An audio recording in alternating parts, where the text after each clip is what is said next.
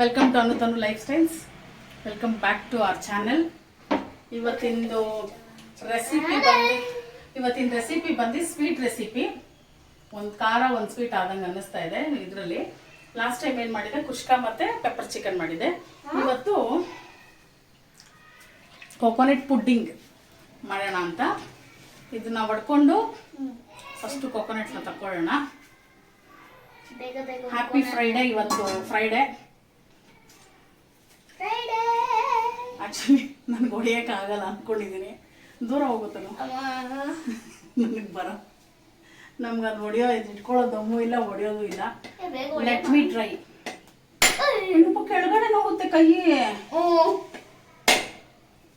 ನೋಡೋಣ ಎಷ್ಟು ಟ್ರೈ ಆಗುತ್ತೆ ಅಂತ.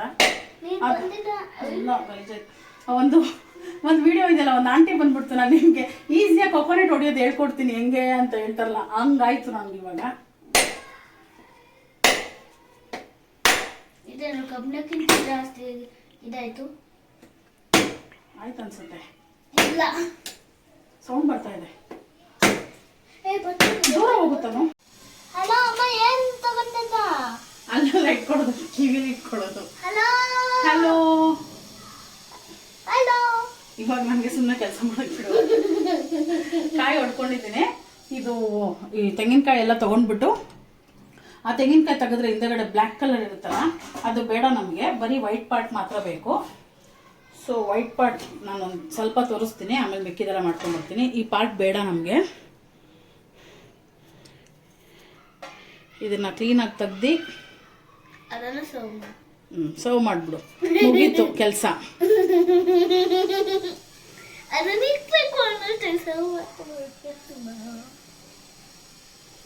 ಹಿಂಗೆ ಕ್ಲೀನಾಗಿ ತಕ್ಕೊಂಡು ಒಂದ್ಸತಿ ವಾಶ್ ಮಾಡಿಕೊಂಡು ಚಿಕ್ಕದಾಗೆ ಕಟ್ ಮಾಡ್ಕೊಂಡ್ಬಿಡ್ತೀನಿ. ಈ ಥರ ನಾವು ಇದನ್ನು ಗ್ರೈಂಡ್ ಮಾಡಬೇಕು.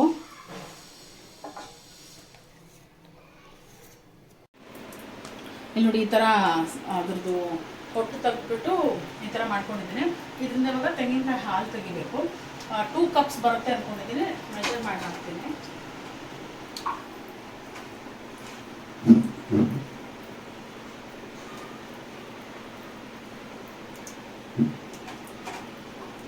ಬರುತ್ತೆ ಅನ್ಸುತ್ತೆ 2 ಕಪ್ಸು.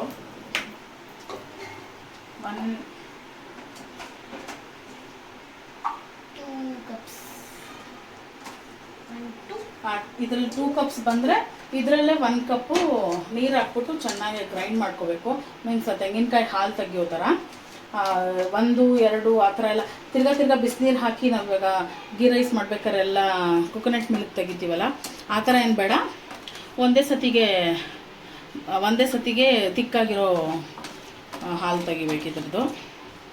ಕರೆಕ್ಟಾಗಿದೆ 2 ಕಪ್ಸು. ಇದರಲ್ಲಿ 1 ಕಪ್ ನೀರು ಹಾಕ್ಕೊಂಡು ಇವಾಗ ರುಬ್ಕೊಳ್ಳೋಣ.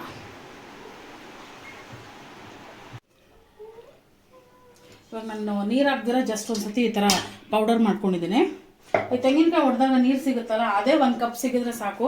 ಬಟ್ ಇಲ್ಲಿ ನನಗೆ 1 ಕಪ್ಪಿಂತ ಸ್ವಲ್ಪ ಕಡಿಮೆ ಸಿಕ್ಕಿದೆ. ತೆಂಗಿನಕಾಯಿ ನೀರೇ ಹಾಕ್ಕೊಂಡು ಇನ್ನೊಂದು 1/4 ಕಪ್ಪಷ್ಟು ನಾರ್ಮಲ್ ವಾಟ್ರ್ ಹಾಕ್ಕೊಳ್ತೀನಿ. ಇನ್ನೊಂದು ಕಾಲು ಕಪ್ಪಷ್ಟು ನಾರ್ಮಲ್ ವಾಟ್ರ್ ಹಾಕ್ಕೊಳ್ತಾ ಇದ್ದೀನಿ. ಫುಲ್ ಅದೇ ಇದ್ದರೆ ಒಂಥರ ಟೇಸ್ಟ್ ಚೆನ್ನಾಗಿ ಬರ್ತಾಯಿತ್ತು. ಇವಾಗ ಇದನ್ನು ತುಂಬ ನುಣ್ಣಗೆ ಮಾಡ್ಕೊಳ್ಳೋದು ಬೇಡ, ಯಾಕಂದರೆ ಸೋಸ್ಕೋಬೇಕಿದು. ಅದಕ್ಕೆ ಅದು ಹಾಲು ಬಿಡೋಷ್ಟು ಗ್ರೈಂಡ್ ಮಾಡ್ಕೊಳ್ಳೋಣ. ಗ್ರೈಂಡ್ ಮಾಡ್ಕೊಂಡ್ಬಿಟ್ಟು ನಾನು ಬರ್ತೀನಿ. ನೋಡಿ, ಈ ಥರ ಮಾಡ್ಕೊಂಡಿದ್ದೀನಿ ನಾನು. ಇದನ್ನೊಂದ್ಸತಿ ದಪ್ಪ ಇರೋ ಒಂದು ಕಡಾಯಿ ಇಟ್ಕೊಳ್ಳಿ. ಮಾತ್ರ ಅದು ದಪ್ಪ ಇರೋ ಪಾತ್ರೆ ಇಲ್ಲ, ಕಡಾಯಲ್ಲೇ ಮಾಡ್ತಾಯಿದ್ದೀನಿ. ಡೈರೆಕ್ಟ್ ಅದರಲ್ಲೇ ಸೋಸ್ಕೊಂಡ್ಬಿಡೋಣ. ಇದು ಫುಲ್ಲು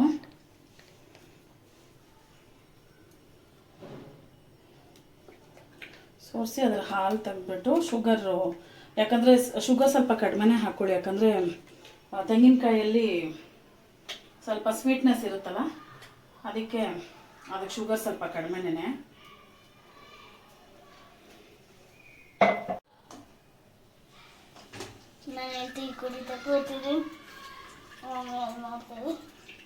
ಇದು ಕ್ಲೀನಾಗಿ ಫುಲ್ಲು ಹಾಲು ಫುಲ್ ಇಳಿಯೋಷ್ಟು ನೋಡಿ.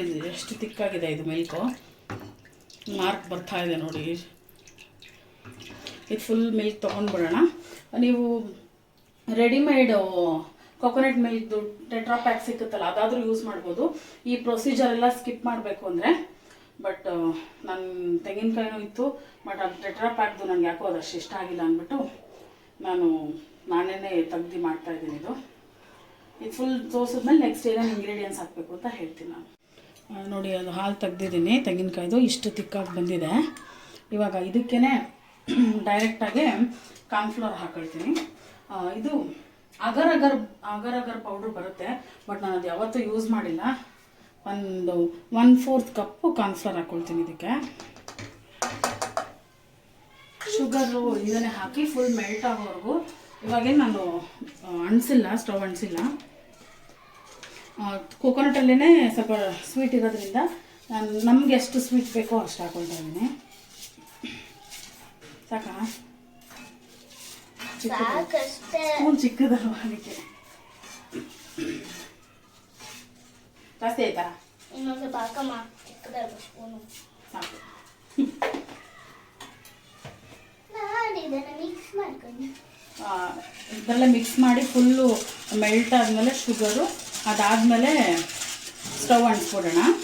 ಬಟ್ ನಾನು ಇದಕ್ಕೆ ಏನು ಫ್ಲೇವರ್ ಇರಲ್ಲ, ಬರೀ ಕೊಕೊನಟ್ ಫ್ಲೇವರೇ ಬರುತ್ತೆ ಅಂದ್ಬಿಟ್ಟು ನಾನು ಎಕ್ಸ್ಟ್ರಾ ಫ್ಲೇವರ್ ಆ್ಯಡ್ ಮಾಡ್ತಾಯಿದ್ದೀನಿ.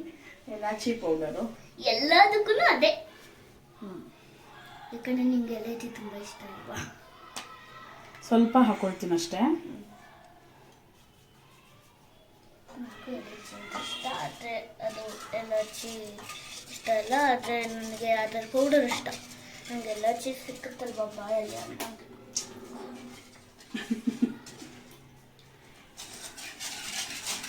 ಇವಾಗ ಇದು ಕಾರ್ನ್ಫ್ಲವರ್ ಎಲ್ಲ ಮೆಲ್ಟ್ ಆಗಿದೆ.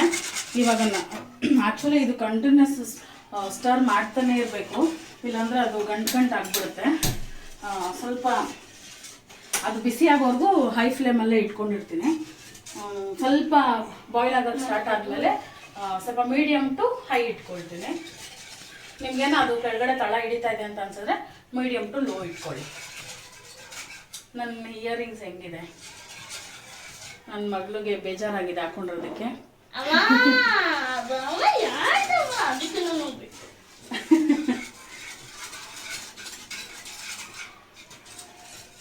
ಇದು ನಾನು ಬಾಯ್ಲ್ ಆಗೋ ಟೈಮ್ಗೆ ನಾನು ನಿಮಗೆ ತೋರಿಸ್ತೀನಿ. ಇವಾಗ ಹಿಂಗೆ ಹಾಕ್ಸಿದೆ, ಬಟ್ ಇದರಲ್ಲಿ ವಿಸ್ಕರಲ್ಲಿ ಬಿಡ್ದಿರ ಮಾಡ್ತಾನೆ ಇರಬೇಕು, ಇಲ್ಲಾಂದರೆ ಅದು ಫುಲ್ ಗಂಟು ಆಗ್ಬಿಡುತ್ತೆ. ಆಮೇಲೆ ಪುಡ್ಡಿಂಗ್ ಚೆನ್ನಾಗಿ ಬರಲ್ಲ. ಇದಾಗ್ತಾ ಇರಲಿ ಇದು. ನೆಕ್ಸ್ಟ್ ಅವಳು ಏನೇನೋ ಕಮೆಂಟ್ ಮಾಡ್ತಾನೆ ಇರ್ತಾಳೆ. ಚೆನ್ನಾಗಿಲ್ಲ ಆ್ಯಕ್ಚುಲಿ ನಾನು ವಿಡಿಯೋ ಹಾಕಿದಾಗ ನೋಡ್ತಾರೆ ನನ್ನ ಫ್ರೆಂಡ್ಸು.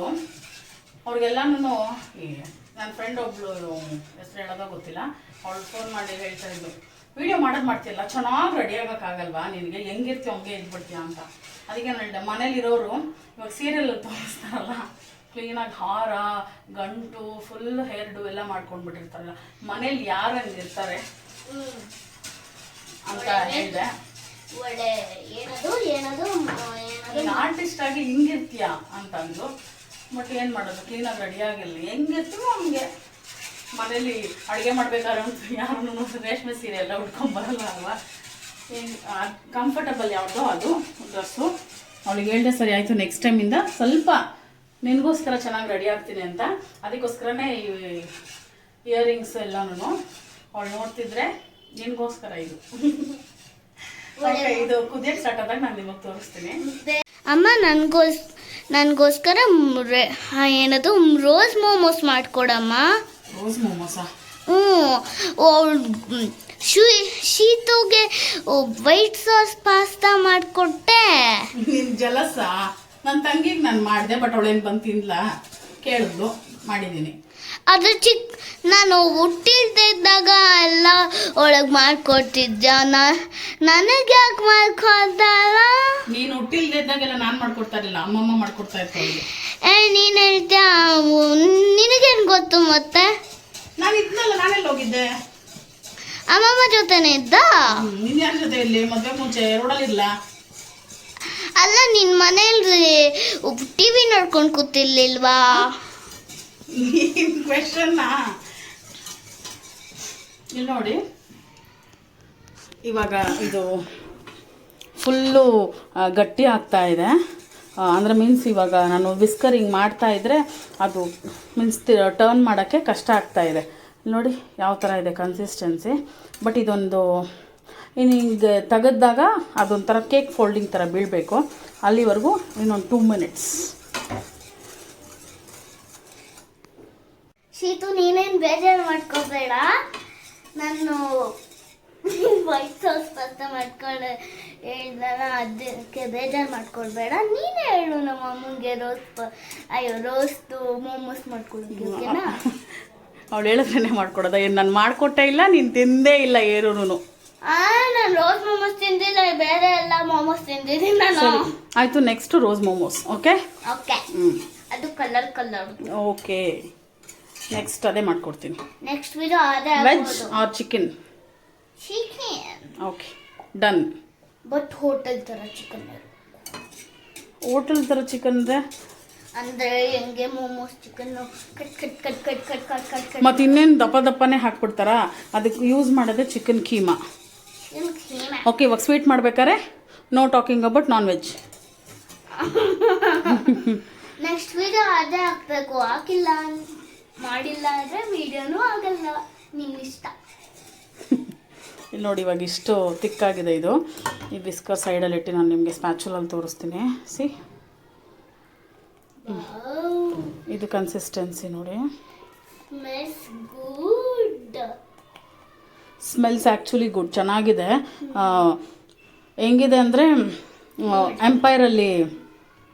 ಎಂಪೈರಲ್ಲಿ ಕೊಕೊನಟ್ ಪುಡಿಂಗ್ ಸಿಗುತ್ತಲ್ಲ, ಆ ಥರ ಸ್ಮೆಲ್ ಬರ್ತಿದೆ. ಟೇಸ್ಟ್ ಹಂಗೆ ಬರುತ್ತಾ ನಂಗೆ ಗೊತ್ತಿಲ್ಲ. ಯಾವಾಗಲೂ ಹಿಂಗೆ ಹೇಳ್ತೀನಿ, ಬಟ್ ಏನಂತ ಗೊತ್ತಿಲ್ಲ. ನಾನು ಮೊದಲು ಅಡುಗೆ ಮಾಡಬೇಕಾದ್ರೆ ಎಲ್ಲ ಟೇಸ್ಟೇ ಚೆನ್ನಾಗಿ ಬರ್ತಾ ಇರಲಿಲ್ಲ. ತನು ಬಿಸಿ ಇದೆ, ತನು ಟೇಸ್ಟ್ ಚೆನ್ನಾಗಿ ಬರ್ತಿರ್ಲಿಲ್ಲ. ಮೀನ್ಸ್ ಟೇಸ್ಟ್ ಚೆನ್ನಾಗಿ ಇನ್ ದ ಸೆನ್ಸ್ ಒಂದು ಉಪ್ಪು ಖಾರ ಏನೋ ಒಂದು ಕಡಿಮೆ ಆಗ್ತಾಯಿತ್ತು. ಬಟ್ ಇವಾಗ ವ್ಲಾಗ್ಗೆ ಅಂತ ಯಾವ ರೆಸಿಪಿ ಮಾಡಾಕಿದ್ರೂ ಚೆನ್ನಾಗಿ ಬರ್ತಾಯಿದೆ. ಅದು ತುಂಬ ಖುಷಿ ಕೊಡ್ತಿದೆ ನನಗೆ. ಅದಕ್ಕೋಸ್ಕರ ಬೇರೆ ಬೇರೆ ರೆಸಿಪಿ ಮಾಡೋಣ ಅಂತ ತುಂಬ ರೆಸಿಪಿ ಅಂದ್ಕೊಂಡಿದ್ದೀನಿ. ಸೊ ಯಾರೆಲ್ಲನೂ ನನ್ನ ಚಾನೆಲ್ನ ಇನ್ನೂ ಸಬ್ಸ್ಕ್ರೈಬ್ ಮಾಡ್ದಿರೋ ನೋಡ್ತಿದ್ರೆ ಪ್ಲೀಸ್ ಸಬ್ಸ್ಕ್ರೈಬ್ ಮಾಡಿ. ಎಲ್ಲ ನೋಡ್ತಿರೋ ವ್ಯೂಸ್ ಎಲ್ಲ ಬರ್ತಿದೆ, ಚಾನಲ್ ಸಬ್ಸ್ಕ್ರೈಬ್ ಮಾತ್ರ ಯಾರೂ ಮಾಡ್ತಾಯಿಲ್ಲ. Please do subscribe.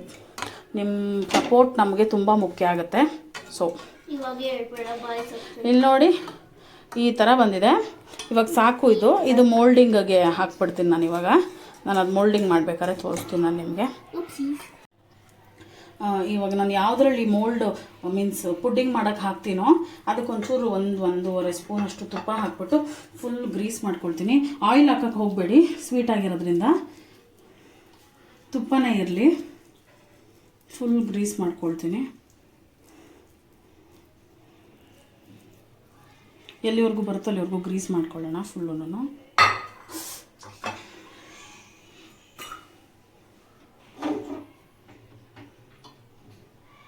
ಗ್ರೀಸ್ ಮಾಡಿಕೊಂಡು ಅದರೊಳಗಡೆ ಪೋರ್ ಮಾಡಿ ಡೈರೆಕ್ಟ್ ಇದು ಫ್ರೀಝರಿಗೆ ಬೇಡ, ಫ್ರಿಜ್ಜಲ್ಲಿ ಇಡೋಣ. ಯಾಕಂದರೆ ಇದು ಸೆಟ್ ಆಗುತ್ತೆ ಆಟೋಮೆಟಿಕ್ಕು. ಫ್ರೀಝರ್ ಬೇಡ, ಫ್ರಿಜ್ಜಲ್ಲಿ ಇರಲಿ. ಅದು ಆ್ಯಕ್ಚುಲಿ ರೂಮ್ ಟೆಂಪ್ರೇಚರ್ಗೆ ಬರೋವರೆಗೂ ಈಚೆನೇ ಇರಬೇಕು.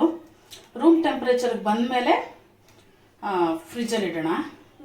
ಬಿಸಿ ಇದೆ.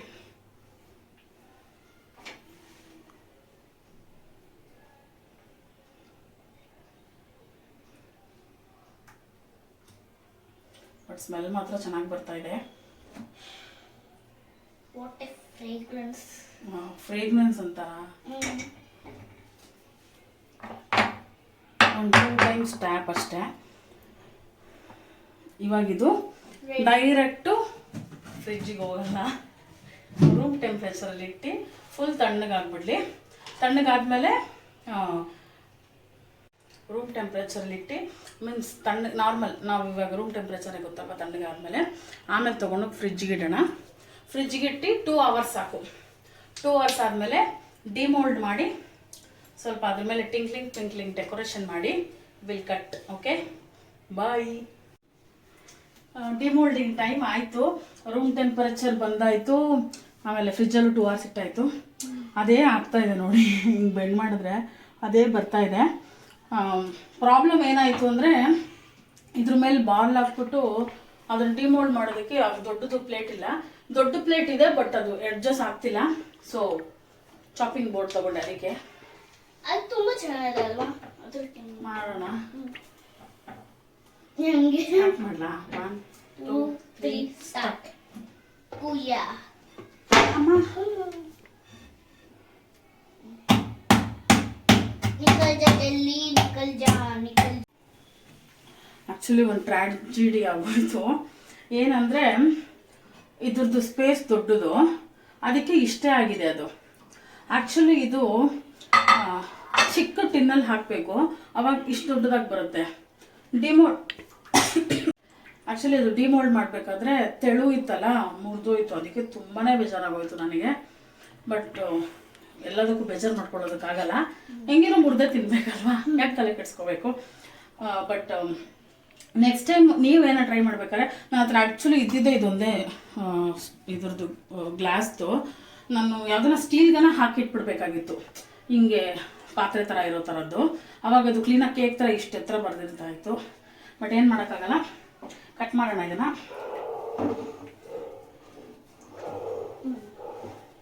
ನಾವು ಬಿಟ್ಟು ಸಜ್ಜೆ ಜಾಗ ಎಷ್ಟು ಅದು ನೋಡಿ ಹೆಂಗೆ ಶೇಕ್ ಆಗ್ತಿದೆ. ಜಲ್ಲಿ ಜಲ್ಲಿ ಇಲ್ಲಿ ನೋಡಿ, ಸಕ್ಕದಾಗಿ ಶೇಕ್ ಆಗ್ತಾ ಇದೆ. ಅದು ಅಷ್ಟು ಜಲ್ಲಿ ಜಲ್ಲಿಯಾಗಿ ಬಂದಿದೆ.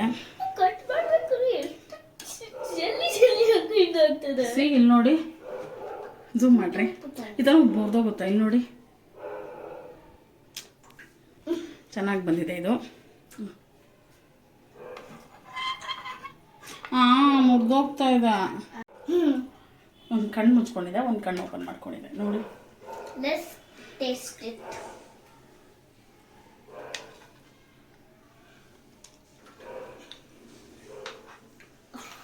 ಅದನ್ನ ಹೆಂಗ್ ಜಲ್ಲಿ ಜಲ್ಲಿ ತರ ಇದೆ. ಎಂಪೈರ್ ಹೋಟ್ಲಲ್ಲಿ ಕೋಕೋನಟ್ ಪುಡ್ಡಿಂಗ್ ಹೆಂಗಿರುತ್ತೋ ಸೇಮ್ ಹಂಗೆ ಇದೆ. ಒಂದು ಚೂರು ಟೇಸ್ಟ್ ಚೇಂಜ್ ಇಲ್ಲ, not even single percent taste change ಇಲ್ಲ, ಸೇಮ್ ಇದೆ. ತಗೊಳ್ಳಿ, ಚೆನ್ನಾಗಿದೆಯಾ? ಹಂಗೆ ಇದೆಲ್ಲ ಸೇಮ್. ಈ ಕಡೆ ತೋರಿಸುವ ನಿಮಿಷ. ಆ್ಯಕ್ಚುಲಿ ತುಂಬ ಚೆನ್ನಾಗಿ ಬಂದಿದೆ ಇದು. ಟ್ರೈ ಮಾಡಿ. ಇದಕ್ಕೂ ಕಡಿಮೆ ಇಂಗ್ರೀಡಿಯೆಂಟ್ಸೇ, ಕೊಕೊನೆಟ್ಟು, ಕಾರ್ನ್ಫ್ಲವರು, ಆಮೇಲೆ ಶುಗರು, 3 ಇದ್ರೆ ಸಾಕು. ಯಾಣ ಬಂದಾಗ ಮಾಡಿದ್ರು ಅಂತೂ it is working. It is hit. Hit means hit. This is also one of my hit recipe. ಇನ್ಮೇಲೆ ಬ್ಲಾಗ್ ಮಾಡಿಕೊಂಡೇ ಅಡುಗೆ ಮಾಡ್ತೀನಿ, ಎಲ್ಲ ಅಡುಗೆ ಚೆನ್ನಾಗಿ ಬರುತ್ತೆ ಅವಾಗ. ಇಲ್ಲಾಂದ್ರೆ ಖಾರ ಜಾಸ್ತಿ ಆಯಿತು, ಇದಕ್ಕೆ ಯಾಕೆ ಉಪ್ಪೇ ಇಲ್ಲ, ಎಣ್ಣೆ ಜಾಸ್ತಿ ಹಾಕ್ಬಿಟ್ಟಿದ್ಯಾ ಅಂತಾರೆ. ಬ್ಲಾಗ್ ಮಾಡಿದಾಗ ಎಲ್ಲ ಕರೆಕ್ಟಾಗಿರುತ್ತೆ. ಇಲ್ಲೇ ಇಟ್ಬಿಟ್ಟು ಇನ್ನೇನು ಮಾಡ್ತೀನಿ. ಬಟ್ ಇದೊಂದು ತುಂಬ ಚೆನ್ನಾಗಿದೆ. ಸೊ ನಮ್ಮ ವಿಡಿಯೋನ ಶೇರ್ ಮಾಡಿ, ಲೈಕ್ ಮಾಡಿ, ಸಬ್ಸ್ಕ್ರೈಬ್ ಮಾಡಿ. ನಿಮ್ಮ ಸಪೋರ್ಟ್ ನಮಗೆ ತುಂಬ ಮುಖ್ಯ. ಎಲ್ಲರೂ ಪುಡ್ಡಿಂಗ್ ಟ್ರೈ ಮಾಡಿ, ಲೈಕ್ ಮಾಡಿ, ಶೇರ್ ಮಾಡಿ. ಬಾಯ್. ಉಪ್ಸೀಸ್. ತುಂಬ ಚೆನ್ನಾಗಿದೆ ಇದು ರೆಸಿಪಿ. ನೆಕ್ಸ್ಟ್ ರೆಸಿಪಿನ ಕಮೆಂಟ್ ಮಾಡಿ. ನಾನು ನಿಜವಾಗ್ಲೂ ಗೊತ್ತಿಲ್ಲ, ಇದೆಲ್ಲ ರಾತ್ರಿ ತಿಂತಾನೆ ಇರ್ತೀನಿ ಅಂತ. ಸಕ್ಕತ್ತಾಗಿದೆ, ನೈಸ್. ಒಂಥರ ರಿಫ್ರೆಶಿಂಗ್ ಅನಿಸುತ್ತೆ. ಕೊಕೊನಟ್ ಅಲ್ವಾ, ರಿಫ್ರೆಶಿಂಗ್ ಅನಿಸುತ್ತೆ. ಬಟ್ ನಾನು ಎಕ್ಸ್ಪೆಕ್ಟ್ ಮಾಡಿರಲಿಲ್ಲ ಆ ಥರ ಬರುತ್ತೆ ಅಂತ. ಯಾಕಂದ್ರೆ ಅವ್ರು ಅದಕ್ಕೆ ಏನು ಹಾಕ್ತಾರೆ ಅಂತ ಗೊತ್ತಿರಲಿಲ್ಲ. ಬಟ್ ಕೊಕೊನಟಲ್ಲೇ ಮಾಡೋದು ಅಂತ ನನಗೆ, ಎಳ್ನೀರಲ್ಲಿ ಮಾಡ್ತಾರೆ ಅಂದ್ಕೊಂಡೆ, ಟೆಂಡರ್ ಕೊಕೊನಟ್ಟು. ಬಟ್ ನಾರ್ಮಲ್ ಕೊಕೊನಟಲ್ಲಿ ಮಾಡ್ತಾರೆ ಅಂದ್ಕೊಂಡಿಲ್ಲ. ಬಟ್ ಇದಂತೂ ಸೇಮ್ ಹಂಗೆ ಇದೆ. ನೀವು ಯಾರೋ ಟ್ರೈ ಮಾಡಿದರೆ ಎಂಪೈರಲ್ಲಿ ಟ್ರೈ ಮಾಡಿ, ಈ ರೆಸಿಪಿನ ಟ್ರೈ ಮಾಡಿ, ನಿಮಗೆ ಅನಿಸುತ್ತೆ ಸೇಮ್ ಹಂಗೆ ಇದೆ. ಅಲ್ಲಿಂದಕ್ಕೆ 70 ರೂಪಾಯಿ ಕೊಟ್ಟು ತಿನ್ನಬೇಕು, ನಾವೇ ಮಾಡ್ಕೋಬೋದಾಗಲ್ಲ. 100 ರುಪೀಸ್ಗೆಲ್ಲ ಮಾಡಿಬಿಡ್ಬೋದು. ಇದು ಮಾಡಿ ತುಂಬ ಚೆನ್ನಾಗಿ ಬರುತ್ತೆ. ಬಾಯ್.